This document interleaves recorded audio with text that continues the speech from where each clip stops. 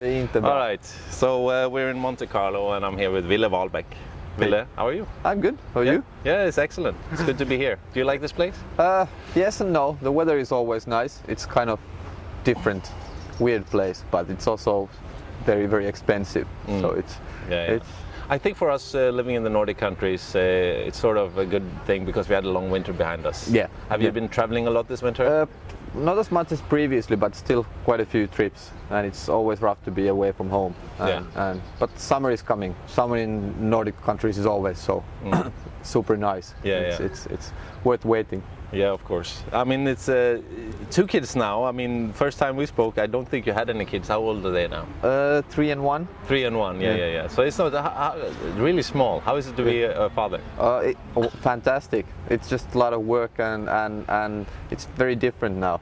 I mean, used to be sort of a gambler. I'm still a gambler, but not as massive gambler as I used to be. Kids obviously bring a lot of responsibility, and you have to think about the future, your future and their future, and it's also rough in a sense that it was easy back in the days. It was easy to be away for 2 weeks and then just pop in home and then go to another poker trip. But these days it's just like you miss your kids and it's different.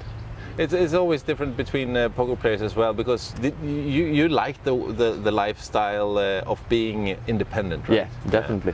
And so was it a big issue to get kids, or did you consider it much, or did it just happen? No. I think I wanted to have kids quite a few years before I actually had them, and it's just some sort of a life adventure that I wouldn't want to miss. Yeah. And I think it's personal choice, of course, but for me at least I would felt quite sad if I wouldn't have had kids.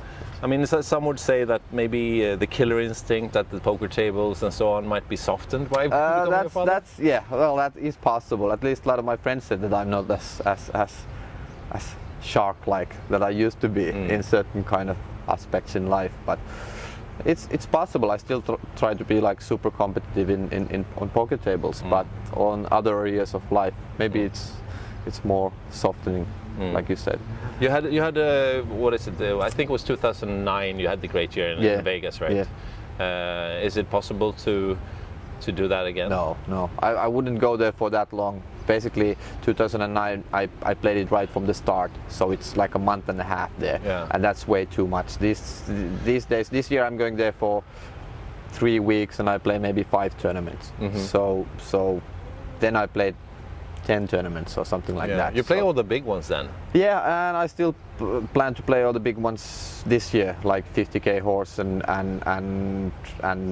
most of the 10k events that are there. Yeah. It's just that I'm much better on the other poker forms besides no limit poker. I mean, it's kind of sort of sad in my perspective that no limit might be my worst game, although it's tournament wise it's more or less the only game. Yeah, exactly. And World Series is the only place where you can play these different forms like horse or mixed games and triple draw or even PLO. Yeah, you know, I think on the June 29th, I guess you will be there then. There is a 10 game. Yeah. With Badugi and Deuce 7 single draw as well. Yeah. It's only 2,500. Yeah. Is that too low for you? No, I'm actually checked it out on the schedule. If it doesn't collide with any other bigger tournaments, then I'm planning on playing it. Okay. So what is it that makes the mixed game? Because you play 6 hands of no limit hold'em, PLO, and Deuce 7 triple draw. Is that how you prefer to play poker? Definitely. It brings more variance to the game in the sense that it doesn't get so boring. There's always like sort of new game. It's like I don't know. It's playing just no limit is like playing just same board game or computer game all the time. Whereas like playing mixed games is like you can have different kind of fun games. Yeah.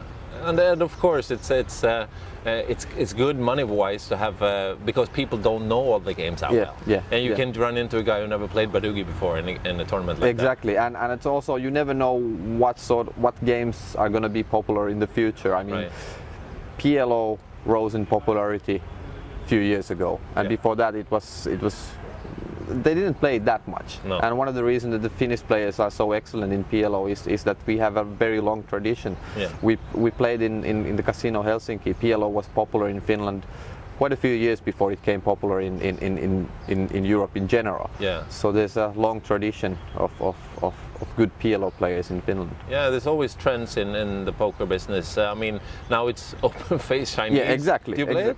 I play it and I like it. It's fun. It's a lot of gambling and it's not as solved as normal face down Chinese poker.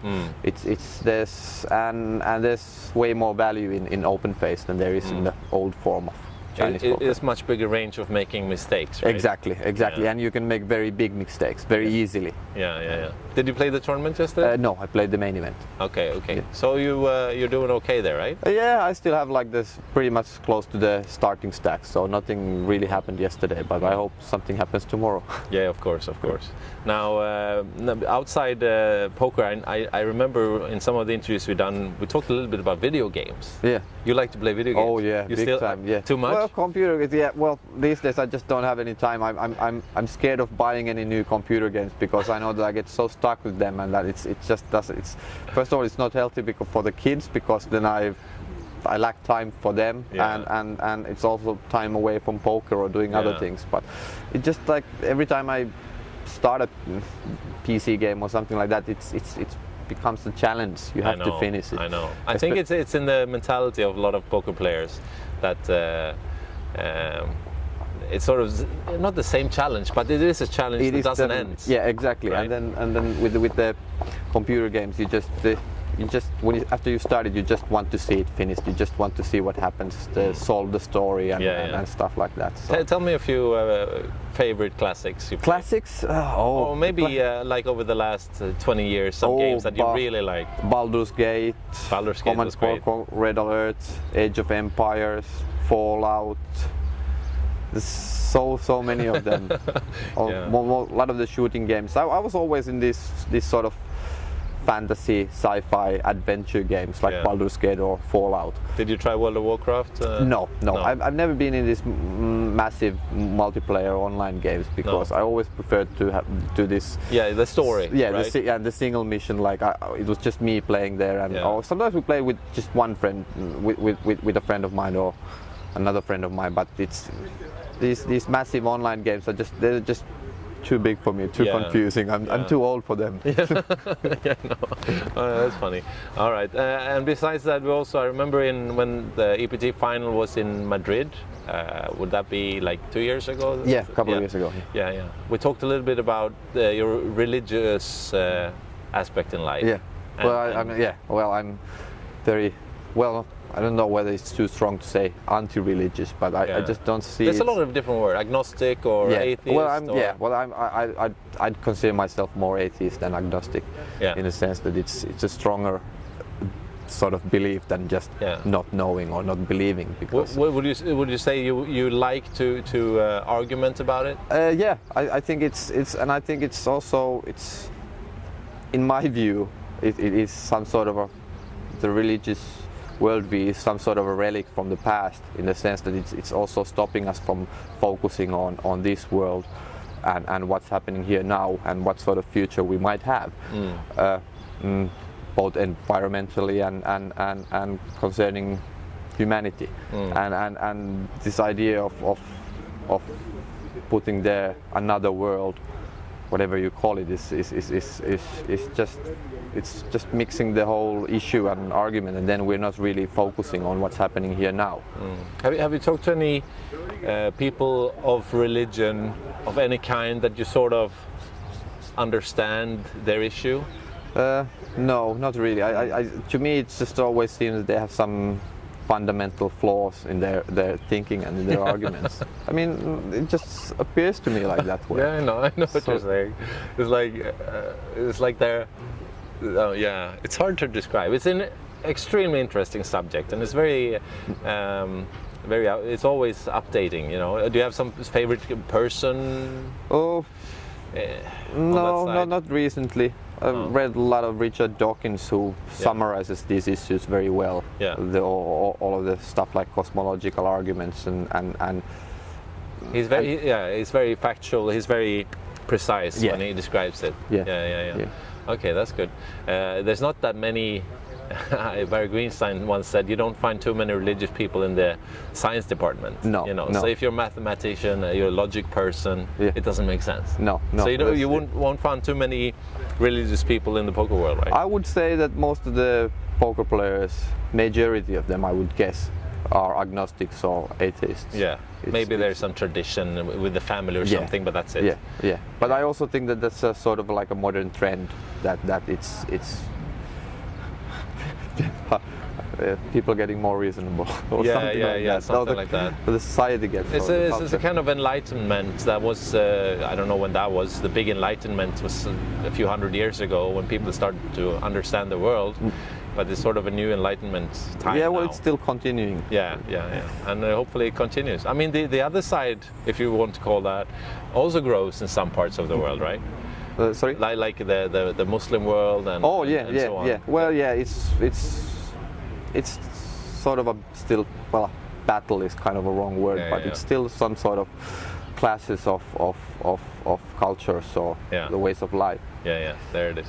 So are you going to continue with playing poker for the rest of your life, Ville?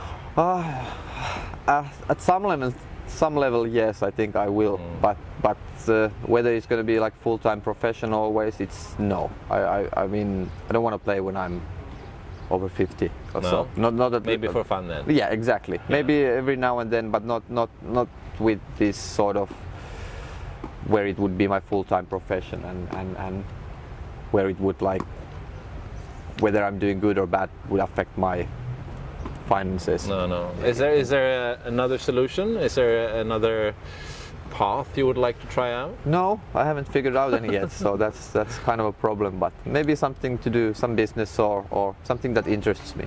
Yeah. Never know. No idea at this point? No idea. No. But a stock market? No, I don't know. I'm not. No, probably nothing. Teacher? That would be probably closer, or some sort of business to start that I would find interesting in the sense of developing and seeing it grow and stuff like that. But besides that, it's difficult. Be like a poker career, a decade of playing just poker doesn't really like give you much tools to work on the other areas of life. I mean, I always said that it's once you start playing poker professionally, you kind of secluding yourself outside like the normal workings of society, in the sense that then, I mean, it doesn't look very good in your CV if you apply for another work after a decade or so. What have you done for the last 10 years? I played poker. It's like for people outside this world, it's very strange. It is, yeah. I think one of the most important issues for the next generation, the younger players, I mean from 18 to 25, is to try to tell them that there is a world outside as well, right? Yeah, and it's weird since once you get into that world, into this like gambler's world, you also see the world sort of differently. You see it according to probabilities and prospects of what are the odds of this or that happening and whether to make profit out of it and things like that. But it's also very sort of an island in the other inside the society of being a gambler. And as I said, it's just like it's not very normal for the other people, for outside poker community, for you to always think according to odds or probabilities. No, of course not. Now finally, hur bra pratar du svenska? Nej, jag pratar inte bra svenska. Du lärde dig svenska i skolan? Yeah, I studied it. It's embarrassing. I studied it 12 years or so? Yeah. No, 9 or 10. I don't know, Finnish people, is it still some kind of thing that you don't want to learn the other language? No, I don't know. I think it's the issue with Swedish in Finland, at least in my view, and a lot of the younger generation, is that it's because it's forced on us still. Yeah. Because you have to learn Swedish. Yeah. It kind of makes it... It doesn't make sense anymore, does it? No, it doesn't. Well, it's... You should put that time on English instead, or German, or Chinese. Well, Chinese or Russian or French or whatever. But it's not optional. The third language is optional in the sense that in school, but you have to learn. feels very old-fashioned. It is kind of old-fashioned, and there's been a lot of talk whether they should change it in the future, and probably they do. I mean, at least cut down on it. I mean, give you some basic, but that's it. Yeah, it is. But 12 years, that's sick. It is. But it's and it's kind of sad that it didn't lead anywhere. Because especially in the sense that my father is a native Swedish speaker. But so is he in Sweden? No, in Finland. But in his family they spoke all Swedish. So is it Finland svenska? Yeah. Yeah. Okay. Finland svenska, exactly. Yeah. So, but that tradition kind of died with me and my brother and sister because they didn't speak Swedish to us in home. So. Okay. Excellent. All right. Hopefully you succeed well here in Monte Carlo and the World Series too. And I mean, we're going to meet in the World Series. At the World Series, I'll be there as well. Where are you staying when you're in Vegas? I have no idea yet. I mean, I'd probably take some hotel outside the strip.